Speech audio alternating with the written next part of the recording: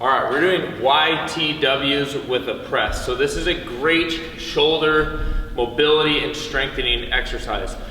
So before we begin, you do not need anything heavier than 2.5 or 5 pounds. I've been doing this for 5 years and I'm still using 2.5 pounds. So we do not need a lot of weight. This is more about the intention of the movement and how we're doing the movement rather than throwing around heavy weight. So you can do this chest supported on an incline bench like so. It helps with the shoulder stability, it helps with the movement a little more. Or if you don't have a bench, you're doing say this at your house, you would just get into a hinge position with it. So on the bench, chest down, make sure your feet are supporting yourself.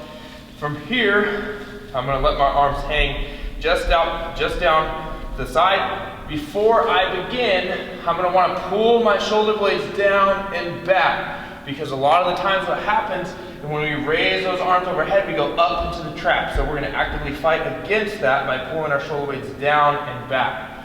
While I'm doing these movements, I'm thinking of a little center, like a little diamond in my mid-back. That's your mid-trap that I want you to focus on. So I'm here, thumbs are up, bringing my arms up at a 45-degree angle.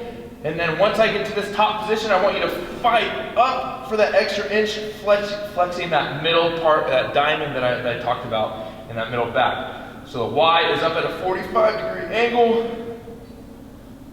Then we'll go T, which is just out to the side. But when you're doing the T, I don't want you coming up straight up into the traps. I want you to stay the same arm motion in line with the angle of the bench that you're using. So how it would look if I didn't do that would be up here.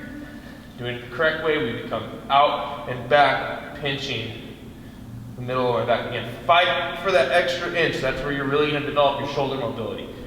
And with the W, I'm going to row up to the outside, just like if you were in the bottom of a push-up position. So I'm rowing up.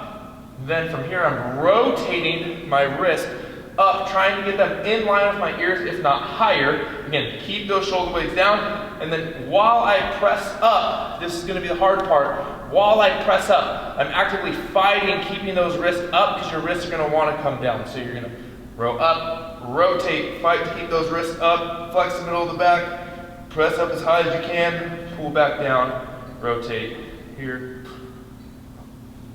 press back down.